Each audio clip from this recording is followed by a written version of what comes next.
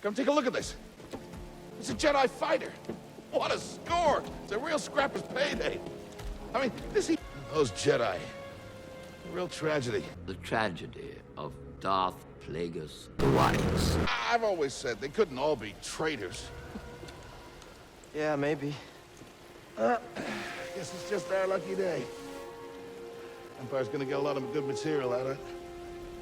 In my opinion, probably the best Star Wars single-player game to ever release ever. It's crazy to think that Jedi Fallen Order came out 2 years ago in 2019, but it's been out for that long, and ever since, I've replayed it 3 times. And I mean, tons of people love the game. They were really excited to see an actual good title drop at launch from EA. And much needed, because Star Wars was not doing that hot. I'm Rey. Rey who? Rey Skywalker. You're not that guy. Okay.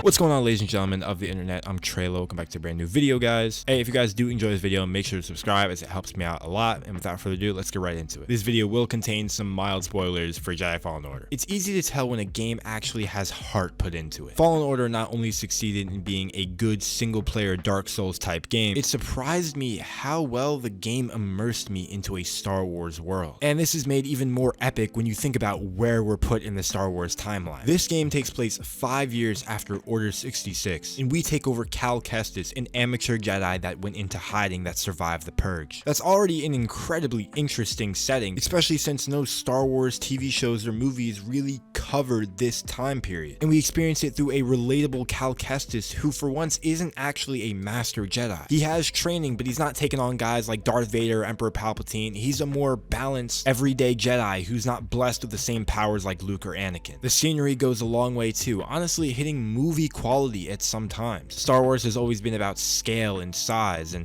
this game has no lack. Personally, the thing that made me love the game the most were the references. Nothing can make you feel more in a Star Wars world than the references from the movies and TV shows coming back into play in this game. It really sets the tone for the game's true, harsher meaning. This is Master Obi-Wan Kenobi. I regret to report that both our Jedi Order and the Republic have fallen, with the dark shadow of the Empire rising to take their place. And in time, a new hope will emerge. May the Force be with you. Always. Not too much fan service, but just the right amount to make you feel at home. The entire story throughout the game stays interesting, and the characters feel really real. It helps make you care about them, and even though there's not that many characters throughout the game, I'd say, all of them have really good personalities, and the acting is great. Throughout the game, you're visiting planets like Kashyyyk and Dathomir that we've seen in Star Wars before, fighting next to people that we've seen in Star Wars before. The game has so many ties to the universe that just makes it better. The cutscenes are fantastic, and there's not one that you should really skip. Look at me talking about all this good stuff in the game, and we haven't even actually talked about the gameplay. Almost forgot this part of the video.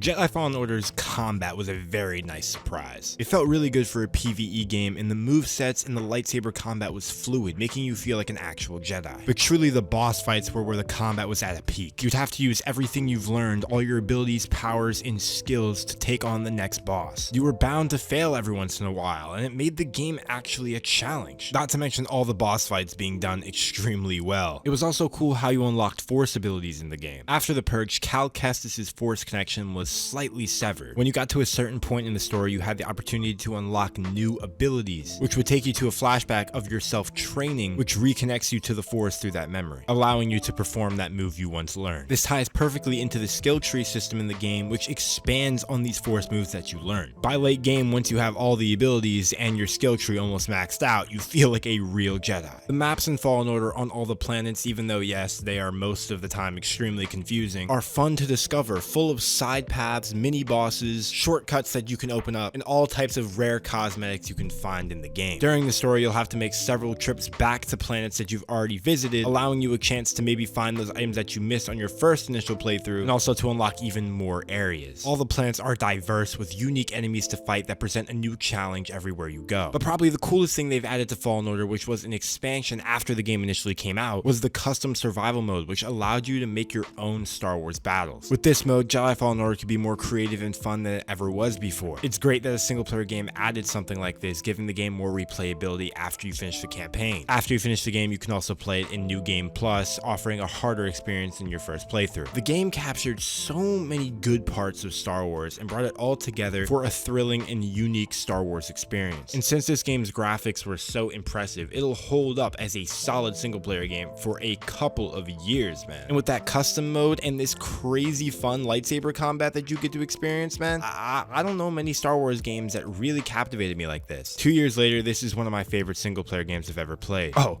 and I forgot to mention how fire the soundtrack was. Have you heard the main menu music?